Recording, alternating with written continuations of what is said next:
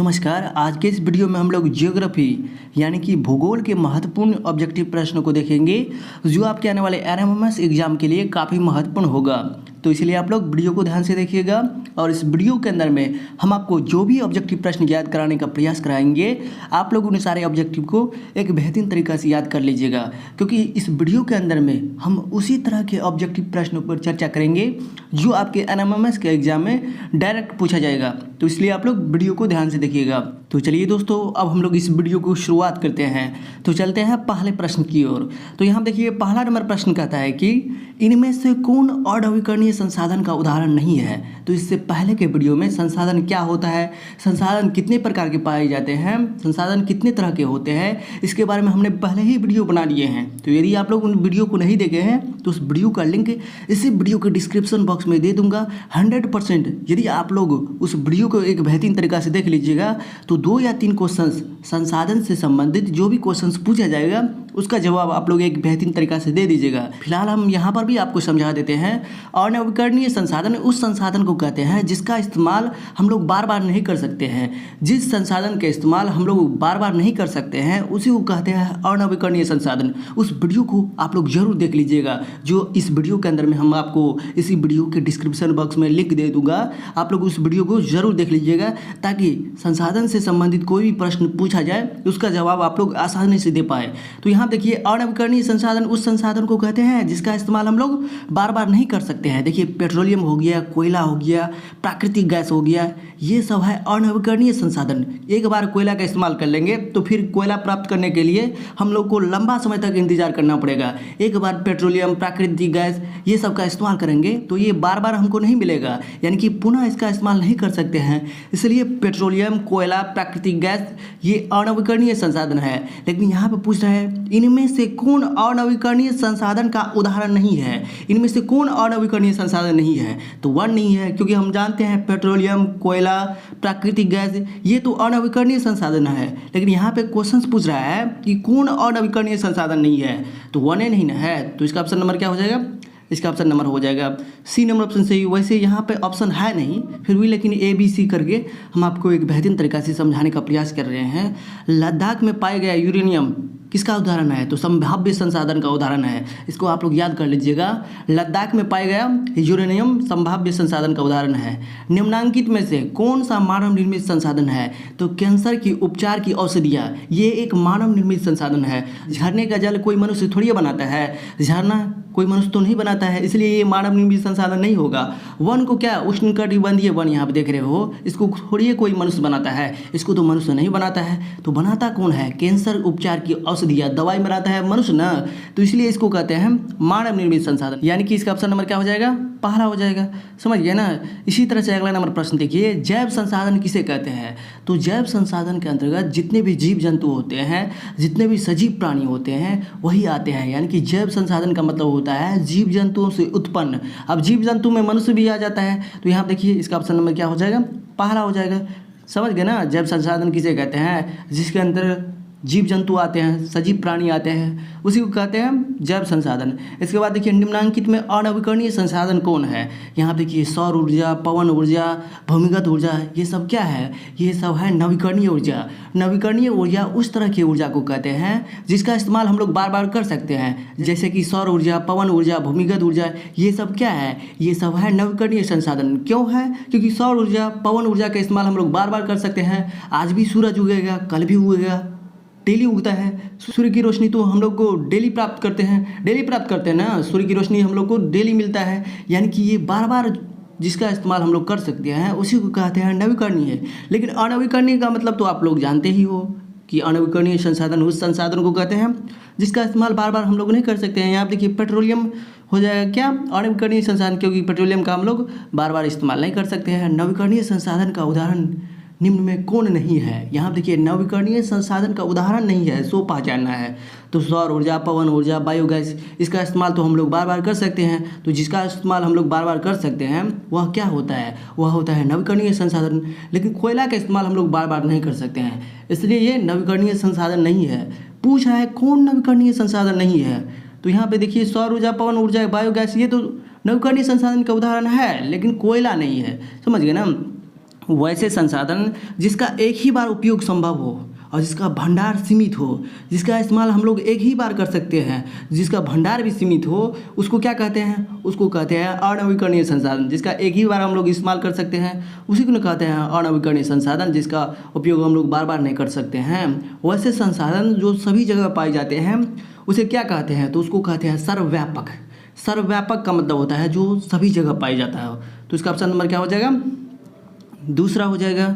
इसी तरह से अगला नंबर प्रश्न देखिए, वैसे संसाधन जिसकी मात्रा ज्ञात हो और वर्तमान में उसका उपयोग किया जा रहा है तो वैसे संसाधन को क्या कहते हैं? तो जिसकी मात्रा ज्ञात हो उसी को कहते हैं वास्तविक संसाधन। वास्तविक संसाधन का मतलब क्या हुआ?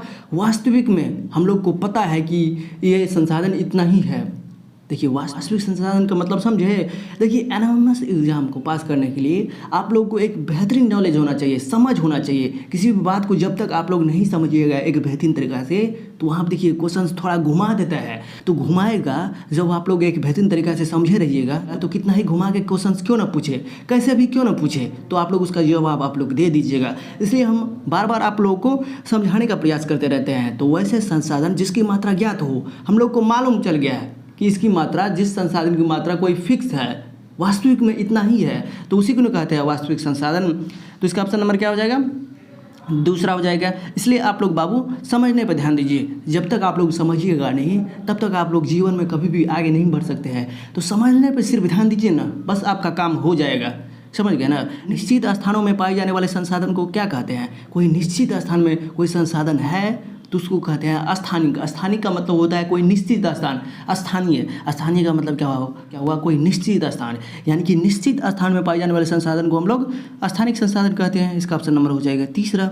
समझ गए ना? प्रौद्योगिकी संसाधन क्या है? तो प्रौद्योगिकी संसाधन यानी कि टेक्नोलॉजी का निर्माण किसने किया है? तो मानव निर्मित है, मानव ने बनाए हैं। तो इसलिए इसका ऑप्शन नंबर क्या हो जाएगा? पहला हो जाएगा। समझ गए ना? टेक्नोलॉजी को, जितने भी मोबाइल हो गया, कंप्यूटर हो गया, लैपटॉप हो गया, ये सब को मनुष्य ने ही ने बनाया है। इसलिए प्रौद्योगिकी एक मानव निर्मित संसाधन होते हैं। समझ गए? निम्न में कौन स्थानिक संसाधन नहीं है? स्थानिक संसाधन कौन नहीं है? लोहा होता है, अभ्रक होता है, मैग्नीज होता है, ये सब किसी निश्चित स्थान में पाए जाते हैं। तो किसी निश्चित स्थान में पाए जाने वाले संसाधन को कहते हैं हम लोग स्थानिक संसाधन। ये किसी खास जगह पर आता है। सब जगह लोहा, अभ्रक आपको मैग्नीज नहीं मिलेगा, लेकिन जल तो आपको सभी जगह मिलेगा। तो इसलिए यहाँ देखिए स्थानिक संसाधन नहीं है तो जल नहीं है। जल तो सभी जगह मिलता है, ये कोई स्थानिक संसाधन थोड़ी है, नहीं ना है। तो इस तरह से आप लोगों को समझना जरूरी है। जब आप लोग समझ लीजिएगा तो आपका सारा काम हो जाएगा। मानव स्वयं में एक क्या है? तो मानव स्वयं में एक संसाधन है। अब बोलेगा सर जी मनुष्य क्यों संसाधन है? तो इससे पहले के वीडियो में हमने जो बताए कि संसाधन क्या होते हैं, संसाधन कितने प्रकार के पाए जाते हैं, उस वीडियो के अंदर में मनुष्य संसाधन क्यों है, मनुष्य को संसाधन क्यों कहते हैं, उसके बारे में हमने डिटेल से चर्चा की है। फिर भी यहाँ पर भी हम आपको एक बेहतरीन तरीका से समझा देते हैं। मानव इसलिए संसाधन कहा जाता है, मानव को संसाधन इसलिए कहा जाता है क्योंकि मानव ने ही किसी खराब योग्य संसाधन को उपयोग के लायक बनाया है। जैसे कि यहाँ देखिए बालू पड़ा हुआ रहता है, जब तक बालू का उपयोग नहीं करेगा किसी भी संसाधन को तब तक नहीं मानेंगे संसाधन जिसका इस्तेमाल मनुष्य तब तक नहीं करेगा। कोई भी संसाधन को संसाधन तब माना जाता है जब उसको मनुष्य उपयोग करता है। मनुष्य ने ही आज रेडियो, टेलीविज़न, तरह तरह की वस्तुएं बनाया है। तो जो किसी दूसरे को मदद करे, जो किसी दूसरे की ज़िंदगी में खुशहाली लाए, उसी को कहते हैं संसाधन। देखिए यहाँ पे आप लोग समझने का प्रयास कीजिए। मनुष्य ही ना डॉक्टर बनता है, इंजीनियर बनता है, जो दूसरे को मदद करता है। तो मानवीय आवश्यकताओं को पूर्ति करने वाले पदार्थ को ही हम लोग कहते हैं संसाधन। मानवीय आवश्यकताओं को, मानवीय ज़रूरत को पूर्ति करने वाले को ही हम लोग क्या कहते हैं? संसाधन कहते हैं। तो मानव भी एक दूसरे की ज़रूरत को पूरा करता है ना। मान के चलिए आप बढ़िया स्टूडेंट हैं, आप फेयर किए रहते हैं, आप कॉपी में एक बेहतरीन तरीक़ा से लिखे रहते हैं, सर जितने भी कंसेप्ट को पढ़ाए रहते हैं, तो कोई विद्यार्थी मान के चलिए फेयर नहीं किया रहता है तो आपसे हेल्प मांगने के लिए आता है ना। तो एक स्टूडेंट दूसरे स्टूडेंट को मदद करते हैं। तो इसलिए ना कहते हैं मनुष्य एक संसाधन है, जो दूसरे के काम आए उसी को कहते हैं संसाधन। फिर भी लेकिन आप लोग उस वीडियो को देखना नहीं भूलिएगा। ऐसा हम क्यों कर रहे हैं? अगर संसाधन से कोई भी क्वेश्चन पूछा जाएगा ना तो आप लोग उसका जवाब जरूर एक बेहतरीन तरीक़ा से दे दीजिएगा। इसलिए हम बार बार आपको उस वीडियो को देखने के लिए कह रहे हैं। हम जिस भी वीडियो के बारे में कह देते हैं ना देखने के लिए, आप लोग जरूर देखते जाइएगा, आपको बहुत फ़ायदा मिलेगा। जल ग्रह किसे कहा जाता है? तो पृथ्वी को कहा जाता है। ये सब तो याद करने वाली बात है। तो इसका ऑप्शन नंबर क्या हो जाएगा? पहला हो जाएगा। समझ गए ना, जिंदगी में समझना है। विश्व वन दिवस कब मनाया जाता है? तो 21 मार्च को मनाया जाता है। विश्व वन दिवस 21 मार्च को मनाया जाता है, याद कर लीजिएगा। देखिए, सामुदायिक भूमि पर किसका अधिकार होता है? तो समाज का होता है। सामुदायिक भूमि पर समाज का अधिकार होता है, तो इसका ऑप्शन नंबर हो जाएगा डी। इसके बाद देखिए, रेगुर मृदा किसे कहते हैं? तो काली मृदा को, काली मिट्टी को हम लोग रेगुर मृदा के नाम से भी जानते हैं। काली मिट्टी का दूसरा नाम क्या होता है? रेगुर मृदा। निम्नलिखित में से कौन सा कारक मृदा निर्माण का कारक नहीं है? यानी कि कौन सा एक कारक मृदा निर्माण में भूमिका नहीं निभाता है? तो यहाँ देखिए, मृदा का गठन, समय, मिट्टी को बनने में समय तो लगता है। जैव पदार्थ, छोटे छोटे जीवाणु, छोटे छोटे जो पेड़ पौधा, यही सड़गल के क्या बनता है? मिट्टी बनता है। तो समय हो गया, जैव पदार्थ हो गया, ये सब मृदा निर्माण में भाग लेता है, लेकिन मृदा का गठन ये नहीं होता है। किसी भी मिट्टी को बनने के लिए समय तो लगता ही है। यहाँ देखिए, दूसरा नंबर हो जाएगा, समझ गए ना। निम्नलिखित में से कौन सी विधि तीव्र ढालों पर मृदा अपरदन को रोकने के लिए सर्वाधिक उपयुक्त है? यहाँ देखिए, समोच्च रेखीय जुताई। समोच्च रेखीय जुताई तीव्र ढालों पर मृदा अपरदन को, मृदा अपरदन का मतलब क्या हुआ? जब कभी हम लोग देखते हैं बारिश होते रहता है, वर्षा होते रहता है, तो मिट्टी क्या होता है? धंस जाता है, एक स्थान से दूसरे स्थान पर चले जाता है, तो उसी को कहते हैं मृदा अपरदन। तो मृदा अपरदन को रोकने के लिए तीव्र ढालों पर हम लोग को समोच्च रेखीय जुताई करना चाहिए। तो समझ गए ना, किसी भी बात को एक बेहतरीन तरीका से समझने का प्रयास कीजिए। समझने लगिएगा ना तो आपका ज़िंदगी खुशहाल हो जाएगा, आप ज़िंदगी में बहुत तरक्की कीजिएगा। अगर नहीं समझिएगा, किसी भी बात को रटिएगा, तो कभी भी आगे बढ़ ही नहीं पाइएगा। समझ गए ना। बेतला राष्ट्रीय उद्यान झारखंड का एकमात्र राष्ट्रीय उद्यान है। यह किस जिले में स्थित है? तो इसका ऑप्शन नंबर क्या हो जाएगा? दूसरा हो जाएगा, लातेहार जिला में स्थित है। समझ गए ना। इस तरह से हम आपको जो भी ऑब्जेक्टिव प्रश्न समझाने का प्रयास कर रहे हैं, आप लोग समझने का जरूर प्रयास कीजिएगा। शकुधारी वन की लकड़ियाँ होती है, तो शकुधारी वन की लकड़ियाँ होती हैं कठोर एवं मुलायम। तो इसका ऑप्शन नंबर क्या हो जाएगा? तीसरा हो जाएगा। समझ गए ना। अगला नंबर प्रश्न देखिए, कहता है कि विश्व की कितनी प्रतिशत भूमि कृषि योग्य है? तो 11% है, तो इसका ऑप्शन नंबर हो जाएगा दूसरा, 11%। समझ गए ना।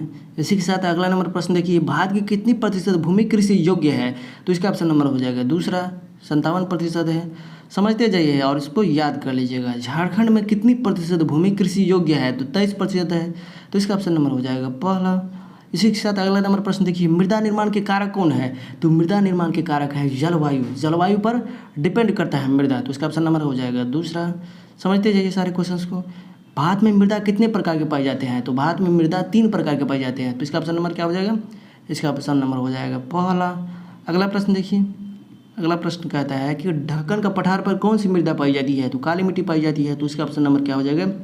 दूसरा हो जाएगा। समझ गए ना। इसी तरह से आप लोग को सारे क्वेश्चंस को याद करना है। समोच्च रेखीय जुताई कहाँ की जाती है? तुम पर्वतीय ढाल क्षेत्रों में, तो इसका ऑप्शन नंबर क्या हो जाएगा? पहला। अगला प्रश्न देखिए, रक्षक मेखलाएँ कहाँ लगाई जाती है? तो रक्षक मेखलाएँ लगाई जाती है शुष्क प्रदेश में, तो इसका ऑप्शन नंबर हो जाएगा पहला। समझते जाइए सारे क्वेश्चंस को। उच्च तापमान और अधिक वर्षा वाले क्षेत्रों में मृदा पाई जाती है, तो उच्च तापमान और अधिक वर्षा वाले क्षेत्रों में मृदा पाई जाती है लेटराइट मृदा। देखिए बाबू, आप लोग सारे क्वेश्चंस को जो है ना कॉपी में लिख करके रोज़ प्रैक्टिस कीजिएगा, रोज़ देखिएगा, या नहीं तो वीडियो को 2-3 बार देखिएगा ना तो आपको ऐसा ही याद हो जाएगा। किस खनिज को काला सोना कहा जाता है? तो पेट्रोलियम को, तो इसका ऑप्शन नंबर हो जाएगा दूसरा। समझ गए ना। इसके बाद देखिए, 2 लोहा इस्पात केंद्र कौन है? तो 2 लोहा इस्पात केंद्र है जमशेदपुर एवं बोकारो, तो इसका ऑप्शन नंबर क्या हो जाएगा? तीसरा हो जाएगा। समझ गए ना। मणिकरण किस प्रकार की ऊर्जा के लिए जाना जाता है? तो मणिकरण जो होता है भूतापीय ऊर्जा के लिए जाना जाता है, तो इसका ऑप्शन नंबर हो जाएगा दूसरा। सारे क्वेश्चंस को आप लोग के पास NCERT बुक तो होगा ही, यानी तो सरकारी बुक, स्टेट टेक्स्ट बुक जिसको कहते हैं, उस बुक से भी आप लोग एक बेहतरीन तरीका से पढ़िएगा। वैसे आप लोग नहीं भी पढ़िएगा ना, और इस चैनल के माध्यम से जितने भी वीडियो हम बना दिए हैं ना, सारे वीडियो को देख लीजिएगा, तो आपको किसी भी प्रकार का RMMS एग्जाम में पास करने से किसी प्रकार की दिक्कत नहीं होगा। आप लोग ऐसे ही पास कर जाइएगा, किसी प्रकार की दिक्कतें नहीं, पता नहीं चलेगा कि एग्ज़ाम दिए हैं कि क्या दिए हैं। बढ़िया से सारे क्वेश्चंस का जवाब आप लोग दे दीजिएगा। इनमें से कौन सा ऊर्जा गैर परंपरागत स्रोत नहीं है? तो गैर परंपरागत स्रोत का मतलब होता है नवकरणीय संसाधन, यानी कि जिसका इस्तेमाल हम लोग बार बार कर सकते हैं। परंपरागत का मतलब होता है जिसका इस्तेमाल हम लोग बार बार नहीं कर सकते हैं। इस तरह से क्वेश्चन रहेगा कि गैर परंपरागत स्रोत किसे कहते हैं? तो गैर परंपरागत स्रोत के अंतर्गत आ गया कौन कौन? सौर ऊर्जा, पवन ऊर्जा, ये सब ज्वारीय ऊर्जा, ये सब क्या होता है? गैर परंपरागत स्रोत होता है। जब कहेगा परंपरागत, तो परंपरागत में जितने भी संसाधन जिसका इस्तेमाल हम लोग बार बार नहीं कर सकते हैं, जैसे कोयला हो गया, पेट्रोलियम हो गया, प्राकृतिक गैस हो गया, उसी को कहते हैं। समझ गए ना। यहाँ देखिए, गैर परंपरागत स्रोत नहीं है तो कोयला नहीं है, क्योंकि कोयला क्या है? अनवीकरणीय संसाधन है। तो देखिए यहाँ पे अगला नंबर प्रश्न, बायोगैस किनके विघटन से उत्पन्न होता है? तो जितने भी सजीव प्राणी होते हैं वह सड़ता गलता है, इसके बाद गोबर हो गया, रसोई का अपशिष्ट हो गया, ये सबसे बनता है। तो इसका ऑप्शन नंबर क्या हो जाएगा? चौथा हो जाएगा। निम्न में कौन लौह खनिज नहीं है? तो देखिए लौह खनिज उस खनिज को कहते हैं जिसमें लोहा का अंश पाया जाता है। यहाँ पे देखिए तांबा, बॉक्साइट, मैग्नीज, ये सब लौह खनिज है, लेकिन लौह खनिज यहाँ पे पूछ रहा है कौन नहीं है? तो सीसा नहीं है। देखिए इसका ऑप्शन नंबर हो जाएगा तीसरा। इसके साथ ही देखिए पृथ्वी के अंदर दबी शैलों से खनिज को बाहर निकालने की प्रक्रिया को क्या कहते हैं? तो पृथ्वी के अंदर से जो भी चीज़ हम लोग जो है खुदाई करके निकालते हैं उसको कहते हैं खनन। खनन का मतलब क्या होता है? निकालना पृथ्वी के अंदर से खुदाई करके। अधिक गहराई में स्थित खनिज निक्षेपों को जिस गहन वेधन प्रक्रिया अपनाई जाती है उसे क्या कहते हैं? तो कुपिकी खनन। अधिक गहराई में जो स्थित रहता है कोई भी चीज़, उसको जब निकालते हैं उसी को कहते हैं कुपिकी खनन। कितने प्रकार के अयस्क हमारे देश में पाए जाते हैं? यानी कि कितने प्रकार के अयस्क को ही केवल खनिज माना जाता है? तो 100 प्रकार के, यानी कि इसका ऑप्शन नंबर हो जाएगा तीसरा हो जाएगा। समझ गए? विश्व में लौह अयस्क का सबसे बड़ा उत्पादक कौन है? तो लौह अयस्क का सबसे बड़ा उत्पादक है ब्राज़ील। तो इसका ऑप्शन नंबर हो जाएगा पहला। इसके साथ अगला नंबर प्रश्न देखिए, धात्विक खनिज पाई जाती है? तो धात्विक खनिज पाई जाती है आग्नेय एवं कायांतरित चट्टान में। तो इसका ऑप्शन नंबर हो जाएगा पहला। समझते जाइए। इसके साथ देखिए आयलिक चट्टान कहाँ पाई जाती है? तो आयलिक चट्टान पाई जाती है रूपांतरित चट्टान में। रूपांतरित चट्टान को ही हम लोग कहते हैं कायांतरित चट्टान। तो इसका ऑप्शन नंबर हो जाएगा दूसरा। विश्व का सबसे बड़ा बॉक्साइट उत्पादक देश कौन है? तो विश्व का सबसे बड़ा बॉक्साइट उत्पादक देश है ऑस्ट्रेलिया। तो इसका ऑप्शन नंबर हो जाएगा दूसरा। इसी के साथ अगला नंबर प्रश्न देखिए, नोवा हो गया, नोवा मुंडी हो गया, किरुबुरी हो गया, ये प्रमुख खनन केंद्र है। तो ये प्रमुख खनन केंद्र है लौह अयस्क का। तो इसका ऑप्शन नंबर क्या हो जाएगा? तीसरा हो जाएगा। इसके बाद देखिए मुसाबनी, राखा, घाटशिला आदि किस खनिज के लिए जाना जाता है? तो यह खनिज के लिए जाना जाता है तांबा के लिए। तो इसका ऑप्शन नंबर क्या हो जाएगा? तीसरा हो जाएगा। इसी के साथ अगला नंबर प्रश्न देखिए। तो अगला नंबर प्रश्न कहता है कि झरिया किसके उत्पादन के लिए प्रसिद्ध है? तो झरिया जो है कोयला उत्पादन के लिए प्रसिद्ध है। तो इसका ऑप्शन नंबर हो जाएगा पहला। इसी के साथ अगला नंबर प्रश्न देखिए, वीडियो बहुत लंबा हो गया। ज्वारीय ऊर्जा किस प्रकार की ऊर्जा का स्रोत है? तो ज्वारीय ऊर्जा गैर परंपरागत ऊर्जा का स्रोत है। तो इसका ऑप्शन नंबर क्या हो जाएगा? पहला हो जाएगा। जैसे कि हम बता दिए, परंपरागत का मतलब होता है अनवीकरणीय संसाधन और गैर परंपरागत का मतलब होता है नवीकरणीय संसाधन। विश्व का सबसे बड़ा अभ्रक उत्पादक देश तो भारत है। तो इसका ऑप्शन नंबर हो जाएगा पहला। समझ गए ना? ये सारे क्वेश्चंस काफ़ी महत्वपूर्ण है। इनमें से प्रमुख पेय फसल, तो प्रमुख पेय फसल है जिसको हम लोग पीते हैं, चाय और कहवा, चाय और कॉफ़ी पीते हैं ना। तो इसका ऑप्शन नंबर हो जाएगा पहला। प्राथमिक क्रियाओं के अंतर्गत कौन नहीं आते हैं? तो प्राथमिक क्रिया उस क्रिया को कहते हैं जिसके अंतर्गत छोटे छोटे कार्य आते हैं, जैसे कि खेतीबाड़ी करना, खनन करना, पशुपालन करना, मछली पालन करना। ये सब प्राथमिक क्रिया के अंतर्गत आता है, जिसके अंतर्गत हम लोग छोटा छोटा काम करते हैं। मान के चलिए ना, कोई भी चीज़ को बुनते हैं, जैसे कपड़ा बुनना। और इसके बाद देखिए ना, गाँव घर में जो देखते हैं छठ हर मनाते हैं तो उसमें क्या लाते हैं? छिटा और लाते हैं। ये सब जो होता है प्राथमिक क्रिया के अंतर्गत आता है। यहाँ पे देखिए बैंक जो है ना प्राथमिक क्रिया के अंतर्गत नहीं आता है, यानी कि इसका ऑप्शन नंबर क्या हो जाएगा? चौथा हो जाएगा, क्योंकि बैंक तो बड़े स्तर पर न बनाया जाता है। देखिए चावल का सबसे बड़ा उत्पादक देश कौन है? तो चीन ही है। तो इसका ऑप्शन नंबर हो जाएगा चौथा। अगला नंबर प्रश्न देखिए, मनुष्य की जिन क्रियाओं से आय बढ़ती है उसे क्या कहते हैं? तो मनुष्य की जिन क्रियाओं से आय बढ़ती है उसे कहते हैं आर्थिक क्रिया। आर्थिक क्रिया उस क्रिया को कहते हैं जिसके बदले में मनुष्य को आय की प्राप्ति होती है। आर्थिक क्रियाएं कितने प्रकार की पाई जाती है? तो 3 प्रकार की पाई जाती हैं। पहला ऑप्शन नंबर सही हो जाएगा। इसके बाद देखिए, भारत की कुल आबादी का कितना भाग कृषि पर आधारित है? तो 2/3। तो इसका ऑप्शन नंबर हो जाएगा दूसरा। इसी के साथ अगला नंबर प्रश्न देखिए, जिस कृषि में किसान मुख्यतः अपने परिवार की आवश्यकता पूर्ति के लिए खेती करता है उसे क्या कहते हैं? तो उसको कहते हैं निर्वाह कृषि। यानी कि जो किसान अपने निर्वाह के लिए, अपने जीवन यापन के लिए खेती करता है उसी को कहते हैं निर्वाह कृषि। विश्व का सर्वाधिक प्रचलित पेय पदार्थ कौन है? तो चाय है। चाय ज़्यादा लोग पीता है काफ़ी। अपने बिहार में, अपने इंडिया में तो चाय काफ़ी प्रसिद्ध है। इसी के साथ साथ पूरे विश्व में चाय को काफ़ी पसंद किया जाता है।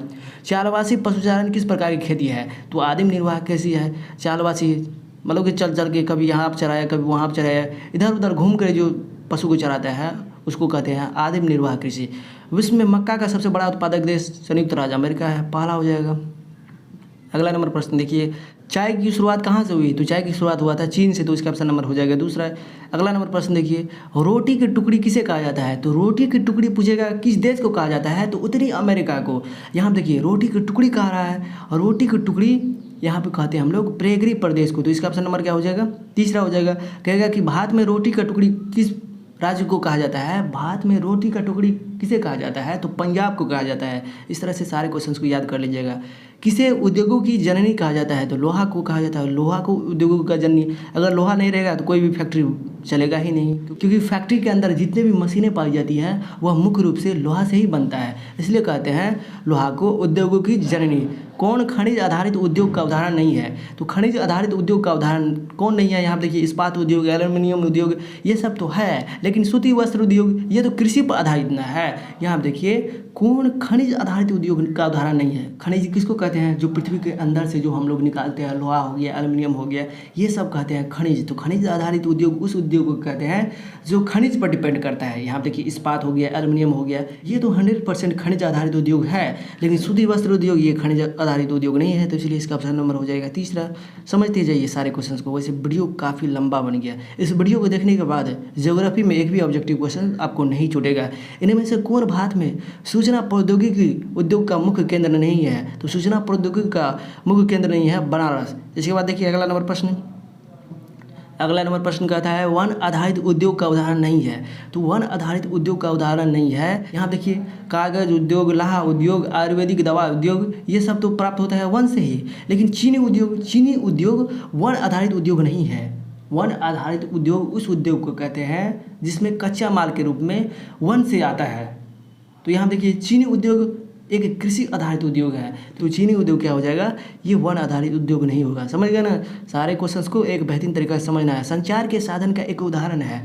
संचार के साधन का मतलब क्या होता है? हम अपनी बातों को, हम अपनी सूचनाओं को एक स्थान से दूसरे स्थान पहुंचाने के लिए किस चीज़ का इस्तेमाल करते हैं? तो जिस चीज़ का इस्तेमाल करते हैं उसी को कहते हैं संचार का साधन। यहाँ देखिए इंटरनेट हो गया, इसके बाद वाईफाई हो गया, इसके बाद देखिए ईमेल हो गया, गूगल हो गया, ये सब के माध्यम से फ़ोन हो गया, रेडियो हो गया, टेलीविज़न हो गया, टीवी हो गया, ये सब के माध्यम से हम लोग अपनी सूचनाओं एवं ज्ञान को एक स्थान से दूसरे स्थान भेजते हैं। देखिए यहाँ पे इंटरनेट हो जाएगा, ये संचार के साधन का उदाहरण है। बिजली से थोड़ी हम लोग अपनी सूचनाओं को आदान प्रदान करते हैं, मंदिर के माध्यम से थोड़ी करते हैं, नदी के माध्यम से थोड़ी करते हैं, नहीं करते हैं। जापान का मैनचेस्टर किस शहर को कहा जाता है? तो ओसाका को कहा जाता है, ओसाका। तो इसका ऑप्शन नंबर हो जाएगा तीसरा। देखिए यहाँ पे स्वामित्व के आधार पर उद्योग को कितने वर्गों में बांटा गया है? तो स्वामित्व के आधार पर 4 वर्गों में बांटा गया है। समझ गए ना? Steel authority of India limited किस क्षेत्र का उद्योग है? तो यह है एक सार्वजनिक उद्योग। तो इसका ऑप्शन नंबर हो जाएगा दूसरा हो जाएगा। सार्वजनिक उद्योग उस तरह के उद्योग को कहते हैं जिस पर सरकार का नियंत्रण रहता है। समझ गए ना? उद्योग किस प्रकार की क्रिया है? तो उद्योग है द्वितीय क्रिया। तो इसका ऑप्शन नंबर हो जाएगा क्या हो जाएगा? दूसरा हो जाएगा। इसके बाद देखिए कच्चे माल के आधार पर उद्योग कितने प्रकार के पाए जाते हैं? तो कच्चे माल के आधार पर उद्योग 4 के प्रकार के पाए जाते हैं। दूसरा हो जाएगा। समझते जाइए। उभरते हुए उद्योग जैसे सूचना प्रौद्योगिकी, स्वास्थ्य लाभ आदि को किस नाम से जानते हैं? तो उभरते हुए जिसका जन्म हो रहा है उसी को कहते हैं सनराइज। सनराइज का मतलब होता है जो उभर रहा है, अभी आगे बढ़ ही रहा है। तो इसका ऑप्शन नंबर हो जाएगा दूसरा। देखिए यहाँ पे टिस्को की स्थापना कब हुई? तो 1907 ईस्वी में हुआ था। ये क्वेश्चन काफ़ी महत्वपूर्ण है और कई बार आपके एनएमएमएस एग्जाम में पूछा भी गया है। हिंदुस्तान एरोनॉटिक्स लिमिटेड यानी कि HAL हॉल किस उद्योग के अंतर्गत आते हैं? हैल भी कहते हैं इसको। यह एक सार्वजनिक उद्योग के अंतर्गत आते हैं। तो इसका ऑप्शन नंबर हो जाएगा पहला। मारुति उद्योग लिमिटेड किस क्षेत्र का उद्योग है? तो यह एक सहकारी क्षेत्र का उद्योग है, साथ मिलकर काम करता है। देखिए इसके बाद किस उद्योग को आधारभूत उद्योग कहा जाता है? तो लोहा को। अगर लोहा नहीं रहेगा तो कोई उद्योग चलेगा ही नहीं, मशीन बनेगा ही नहीं। भारत का सिलिकॉन किस शहर को कहा जाता है? तो बेंगलोर को कहा जाता है। ये क्वेश्चन काफ़ी महत्वपूर्ण है। तीसरा हो जाएगा इसका ऑप्शन नंबर। विश्व का मुख्य सूचना प्रौद्योगिकी केंद्र कैलिफोर्निया किस देश में है? तो कैलिफोर्निया है अमेरिका में। तो इसका ऑप्शन नंबर हो जाएगा दूसरा। समझ गए ना? सारे क्वेश्चंस को याद कर लीजिएगा। भारत की प्रथम आधुनिक लोहा इस्पात केंद्र कौन है? तो टिस्को है। तो इसका ऑप्शन नंबर क्या हो जाएगा? दूसरा हो जाएगा।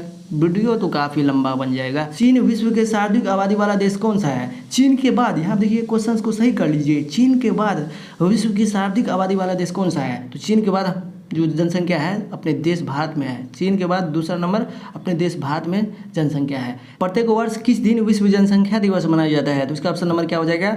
11 जुलाई को पूरे विश्व में जनसंख्या दिवस मनाया जाता है। जनसंख्या परिवर्तन का कारक कौन नहीं है? जनसंख्या परिवर्तन किस वजह से होता है? मान के चलिए बच्चा ज़्यादा जन्म लेगा तो इससे भी जनसंख्या परिवर्तन होगा, जनसंख्या बढ़ेगा। अब मृत्यु ज़्यादा होगा तो जनसंख्या घटेगा।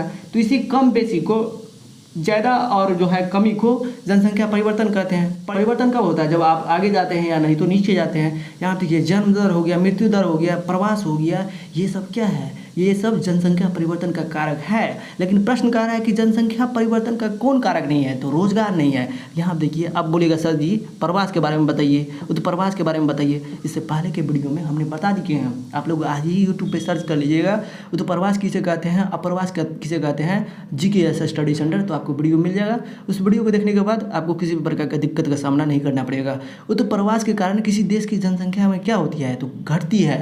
तो प्रवास के कारण किसी देश की जनसंख्या घटती है, तो इसका ऑप्शन नंबर क्या हो जाएगा, पहला हो जाएगा। सारे क्वेश्चंस को हमने बता दिए हैं, तो इसलिए आप लोग सारे क्वेश्चंस को जरूर याद कर लीजिएगा, समझ गए ना। प्रति 1000 पुरुषों पर महिलाओं की संख्या को क्या कहते हैं, तो लिंगानुपात कहते हैं। लिंगानुपात के बारे में भी हम समझा चुके हैं, समझ गए ना। आप लोग यूट्यूब पे सर्च करके देख लीजिएगा। मानव संसाधन विभाग है, तो यह एक सेवा विभाग है, तो यहाँ पे इसका ऑप्शन नंबर क्या हो जाएगा, तीसरा हो जाएगा। तो इससे पहले जितने भी हमने वीडियो बना दिए हैं एनएमएमएस के ऊपर, यदि आप लोग चाहते हो कि एनएमएमएस एग्जाम में 100% पास करना ही है, तो उन सारे वीडियो को जरूर देख लीजिएगा, आपको काफ़ी बेनिफिट्स होगा। और इस वीडियो के अंदर में हमने जितने भी क्वेश्चंस को बताए हैं, उसको 2 या 3 बार इस वीडियो को देख लीजिएगा ना, तो इस वीडियो के अंदर में हमने जितने भी बातों को आपको समझाए हैं, आप लोग को एक बेहतरीन तरीका से तैयारी हो जाएगा। जब आप लोग को एक बेहतरीन तरीका से तैयारी हो जाएगा, तो एनएमएमएस एग्जाम क्या, जीवन में किसी भी एग्जाम में आप लोग फेल नहीं होइएगा। इसलिए बाबू किसी भी बात को समझने पर ध्यान दीजिएगा। तो चलिए दोस्तों, फिलहाल अभी जो है ना वीडियो काफ़ी लंबा हो गया है, तो इसलिए वीडियो को यहीं पर अंत करते हैं। तो चलिए दोस्तों, फिर मिलेंगे नए वीडियो में नए कंसेप्ट के साथ। जय हिंद, जय भारत।